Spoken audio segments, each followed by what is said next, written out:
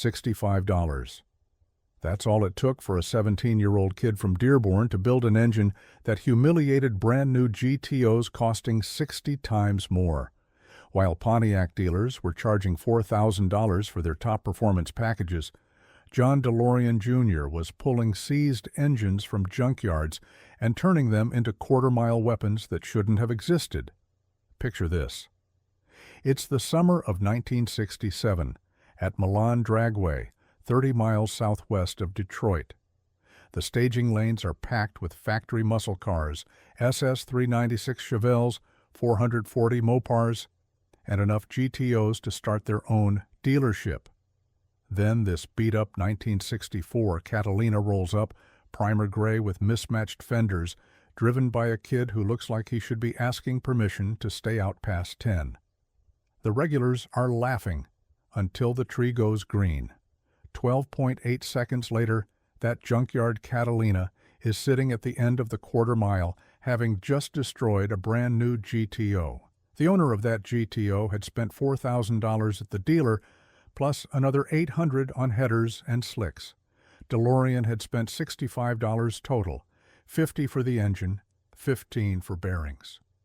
This is the story of how one Michigan teenager discovered something Pontiac never wanted anyone to know.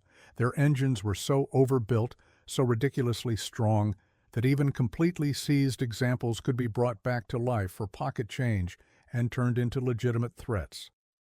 To understand why this matters, we need to understand what was happening in Detroit in 1967. The muscle car wars were at their absolute peak. Pontiac had just released their second-generation GTO with the new 400 cubic inch engine making 360 horsepower in HO trim. Dealers couldn't keep them on the lots. Kids were taking out loans they couldn't afford, insurance companies were raising rates to astronomical levels, and every stoplight in America had become a potential drag strip. The performance parts industry was exploding. Edelbrock, Holley, Hooker headers. These companies were printing money, selling speed parts to anyone with a V8 and a dream. Professional engine builders in the Detroit area were charging $2,000 minimum for a proper 400 horsepower build. That's about $15,000 in today's money. Machine work alone would run you $300. A good cam was another $150. Pistons, rods, valve work, it added up fast. But here's what most people didn't know. Pontiac engines from this era were engineering overkill. The blocks were cast with nickel content that made them nearly indestructible. The cranks were forged steel units that could handle twice the power they were rated for. The heads flowed better than anything coming out of Chevrolet or Ford. These engines were designed by guys who'd cut their teeth on the Pontiac V8 program that started in 1955, and they'd learned from every mistake. The 389 that preceded the 400 was particularly special, same bore and stroke as the later 400, but with certain casting characteristics that some argued made them even stronger. John DeLorean Jr., despite sharing a name with the famous Pontiac executive, had no connection to the company. His father worked at the Ford Rouge plant. His mother was a secretary at Chrysler. Cars were in his blood, but money wasn't in his wallet. He'd been wrenching on engines since he was 12, learning from his uncle who ran a small garage specializing in, ironically enough, Ford flatheads. By 17, he could rebuild a carburetor blindfolded and diagnose engine problems by sound alone.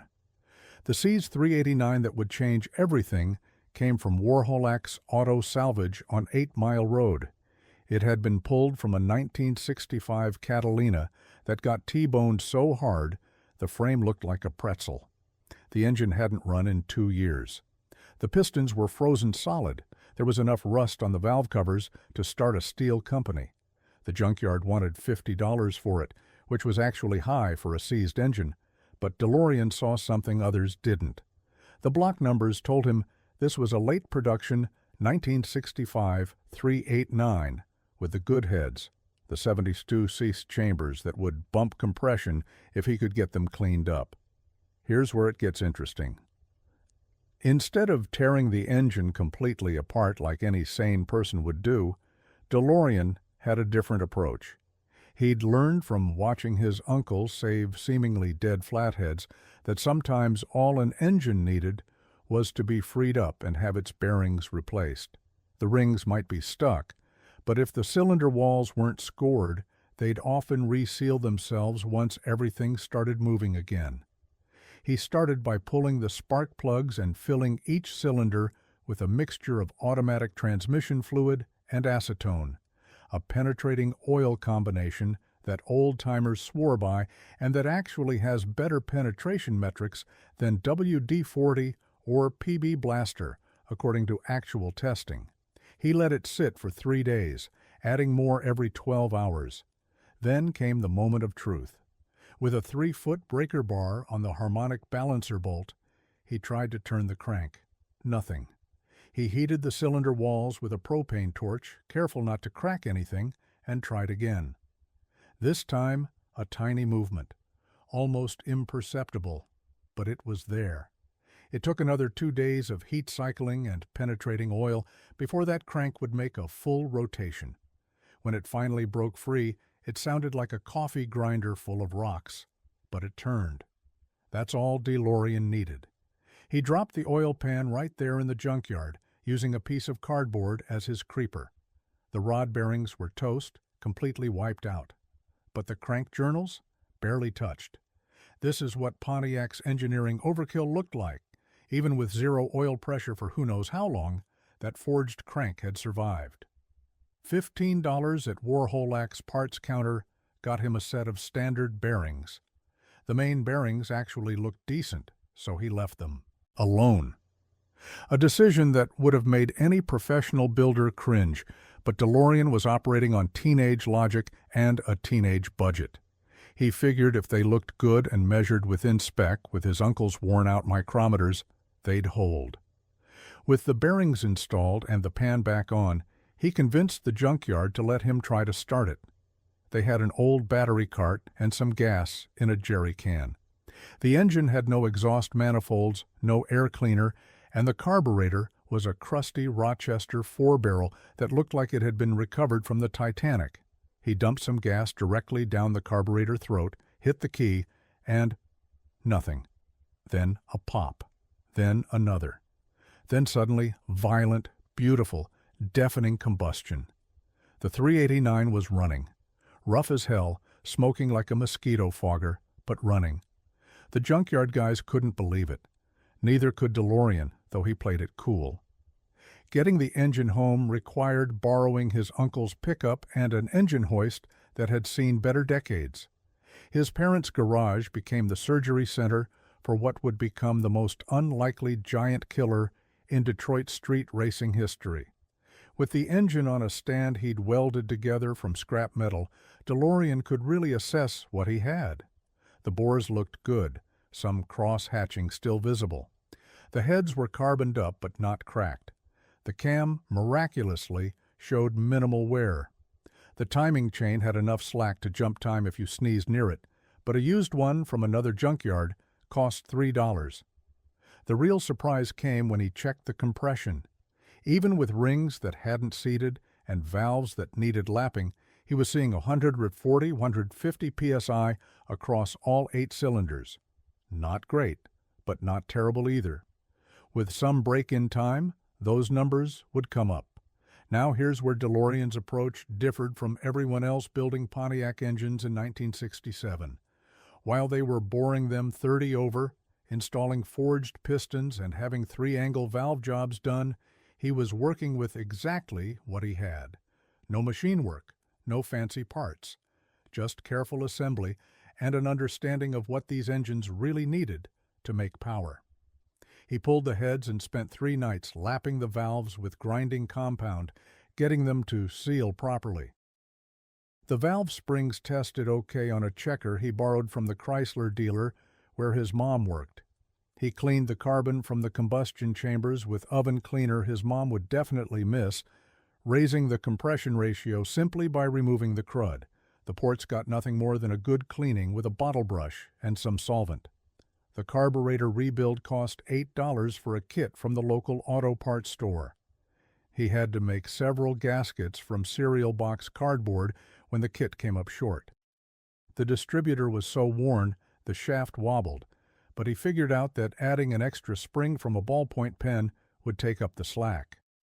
The fuel pump diaphragm was questionable at best, but it held 7 pounds of pressure, which was enough.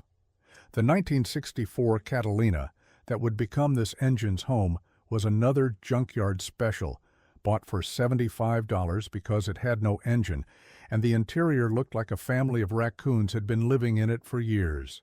But the body was straight, the frame was solid, and most importantly, it was a 2-door hardtop with the heavy-duty suspension option. DeLorean traded labor at a body shop for some primer and borrowed spray booth time to make it all one color, gray, because that's what was mixed wrong and available for free. Installing the 389 required creative solutions. The motor mounts were different between 1964 and 1965, so he fabricated adapters from angle iron. The exhaust consisted of glass packs he found in a dumpster behind a muffler shop, welded to pipes he bent himself using a tree and a lot of patience. The radiator leaked, so he dumped 2 containers of black pepper in it, an old trucker's trick that actually worked by clogging small holes with pepper particles. But the real magic happened with the tune. DeLorean had something most people didn't, an intuitive understanding of what engines wanted. He'd learned from his uncle that most people ran their engines too rich and their timing too conservative. While everyone else was following the factory specs of 6 degrees initial timing, he was running 14 degrees initial and 36 total, all in by 2,800 RPM. The engine loved it. He jetted the carburetor using drill bits to enlarge the jets rather than buying new ones. The accelerator pump got shimmed with tiny washers to increase the shot. The power valve was drilled out slightly to richen the mixture under load. Every modification was reversible, testable, and free. He was essentially doing what modern tuners do with laptops and wideband oxygen sensors, but using his ears and reading spark plugs like tea leaves. The first time he took the Catalina to Milan dragway was supposed to be just a test session. He wanted to see if the cobbled-together driveline would hold together. The TH400 transmission had been rebuilt by a buddy in exchange for painting his motorcycle. The rear end was a 3.36 geared unit that wasn't ideal for drag racing, but came with the car. The tires were used Police Interceptor specials he got for $10 from a city auction. That first pass was a 13.4 at 101 miles per hour. Respectable, but not earth-shattering. But DeLorean noticed something. The engine was pulling hard all the way through the traps. It wasn't done making power when he had to lift. Most of the GTOs he was watching were running out of steam by the 1,000-foot mark. His Junkyard 389 was just getting started. Over the next few weeks, he made adjustments. More timing here, a jet change there. He figured out that heating the intake manifold with a propane torch before a run would help atomization. He learned that shifting at 5,200 RPM instead of the factory redline of 5,000 didn't hurt anything and picked up 0.2. The Police Interceptor tires were replaced with actual slicks he got from a racer who was upgrading, $50 for the pair, balanced by having the weights moved to the inside where they wouldn't fly off at speed. By August of 1967, the Catalina was running consistent 12.8s at 108 miles per hour. These were times that factory supercars struggled to achieve. The L-88 Corvette, with its advertised 430 horsepower and $5,000 price tag, was only marginally quicker. The street Hemi cars that Chrysler was so proud of rarely dipped below 13 seconds in street trim. And here was this kid with his $65 engine-embarrassing cars that cost more than houses. The reaction at Milan was mixed. The old-timers loved it. Here was proof that skill and knowledge trumped money. The rich kids with their dealer-bought muscle cars were furious. There were accusations of cheating, demands to tear down the engine, claims that it had to be a 421 or 428 in disguise. DeLorean welcomed the inspections. Let them look. Let them measure the bore and stroke. Let them see the stock cam, the untouched heads, the factory cast pistons with their stuck rings now somehow sealing perfectly. What they couldn't measure was the careful assembly, the perfect tune, and most importantly, the fact that Pontiac had built these engines with so much overhead that even a worn-out example could make serious power if you knew what you were doing. The 389's bore centers were wide enough to go to 4.25 inches without problems. The main webbing was thick enough to handle 700 horsepower. The oiling system, while not perfect, was adequate for anything short of sustained, high RPM use. Word spread quickly through the Detroit street racing underground. Other kids started hitting junkyards, looking for seized Pontiac engines. DeLorean became something of a folk hero, teaching other broke gearheads his penetrating oil technique and showing them how to read casting numbers to find the good engines. He'd hold impromptu seminars in the Milan pits, explaining why timing was everything and how to jet a carburetor using drill bits and patience. The professional engine builders were not happy. Here they were charging $2,000 for a mild build, and this kid was showing everyone that a careful rebuild of a junkyard engine could run nearly as quick for the price of a tank of gas and some bearings. Several shops tried to hire him, figuring it was better to have him on their side than competing against them. He turned them all down. College was starting in the fall.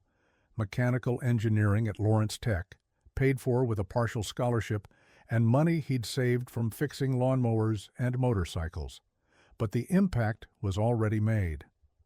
By the end of 1967, there were dozens of junkyard Pontiac builds terrorizing the streets of Detroit.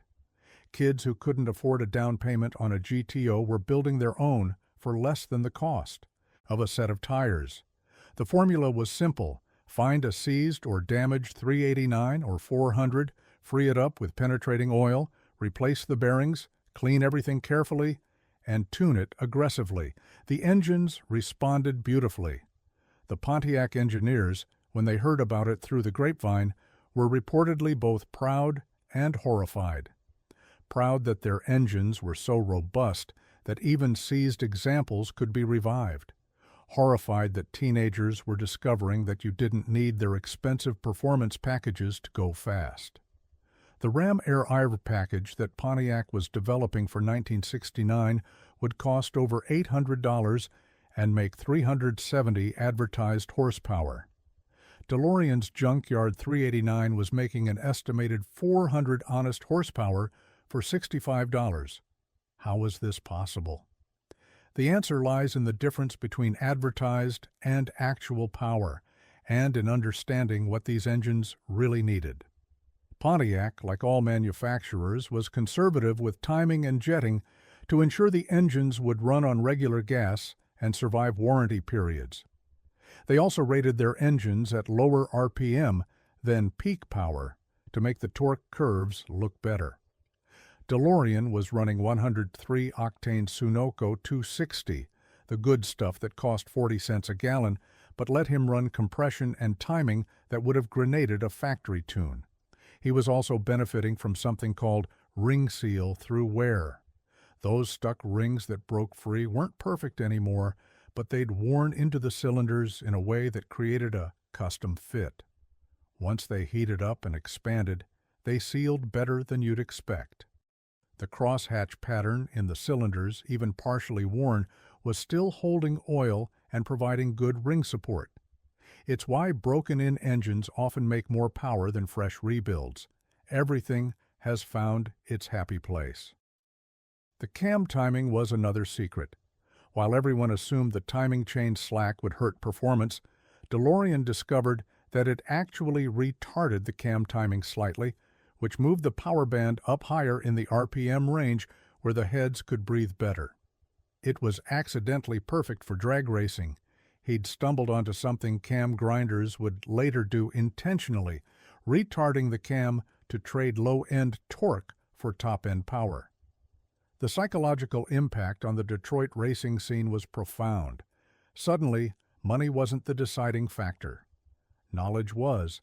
Kids started learning about combustion chamber design, compression ratios, and flame front propagation.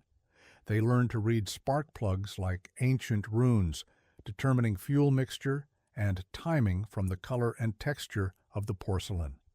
They discovered that Pontiac had used different combustion chamber volumes in different years, and that 1965-1966 heads were gold for compression. The junkyard owners caught on quickly. Prices for Pontiac engines tripled by 1968. But even at $150 for a complete 389, it was still a bargain compared to building something from scratch. The penetrating oil recipe, automatic transmission fluid, and acetone in equal parts became so well known that parts stores started stocking both in gallon jugs. The bearing companies noticed increased sales of Pontiac bearings to non-commercial customers. DeLorean's Catalina became mythical. Stories grew with each telling. Some claimed he'd run in the 11s. Others swore they'd seen him beat a real superstock car at Detroit Dragway. The truth was impressive enough, consistent 12.8s from a $65 engine in an era when breaking into the 12s with a street car was headline news in Hot Rod magazine. He kept racing through college, upgrading little things here and there, but never spending big money. A better converter from a wrecked Grand Prix, $40? A set of headers from a crashed GTO, $60. Each improvement dropped a tenth or two. By 1969, the car was running 12.5s, still with the original junkyard short block that had never been apart except for those bearings. The engine finally gave up in the summer of 1970. Not dramatically, it didn't throw a rod or break a crank. The rings just finally wore out completely. Compression dropped to nothing in 2 cylinders. It would barely idle. DeLorean could have rebuilt it, but by then he was working as an engineer at Ford, of all places, and had money for something better. The Catalina was parked behind his parents' house, where it sat until 1978, when another kid bought it for $200, and the cycle started again. That kid, Mike Kozlowski, found DeLorean's notes in the glove box. Detailed timing curves, jetting combinations, shift points, everything you'd need to make a junkyard Pontiac run. He pulled the 389, rebuilt it properly this time with new rings and bearings, and using DeLorean's tuning notes, went 12.6 his first time out. The legend continued. The legacy of DeLorean's $65 Pontiac goes beyond just one fast car. It democratized performance in a way that no manufacturer intended. It proved that knowledge and careful work could overcome a massive budget disadvantage. It showed that American engines of this era were so overbuilt that even their failures could be turned into successes. Today, when someone posts on a Pontiac forum about finding a locked-up 389 or 400, the first response is always about penetrating oil. The technique DeLorean popularized is now standard procedure. Engine builders have confirmed what he discovered by accident. These engines were nearly indestructible if you respected their design. The stock bottom ends could handle 500 horsepower. The blocks could be bored 60 over without sleeve problems. The cranks could take nitrous hits that would scatter a small block Chevy. Professional builders now charge $10,000 or more for a properly built Pontiac engine. But somewhere, in some garage, there's still a kid with $50 and a seized engine, mixing up automatic transmission fluid, and acetone, ready to prove that money isn't everything. The ghosts of Milan Dragway would approve. The real lesson isn't about Pontiac engines or drag racing or even automotive engineering. It's about questioning assumptions. Everyone assumed a seized engine was junk. Everyone assumed you needed machine work to make power. Everyone assumed factory engineers knew best about timing and jetting. DeLorean questioned all of it and discovered that conventional wisdom was more convention than wisdom. His $65 engine build became a testament to American automotive engineering of the 1960s. These engines were built during a time when engineers were given freedom to overbuild, when cost accountants hadn't yet strangled every ounce of excess strength from designs, when a safety factor of 2 really meant 2, not 1.2. They were designed to last, and last they did, even when neglected, seized, and left for dead. The modern equivalent would be someone taking a locked-up LS engine and making it run 12-second quarters for the price of a video game. It seems impossible because modern engines aren't built with that kind of overhead. They're optimized to the limit, designed to be replaced rather than rebuilt.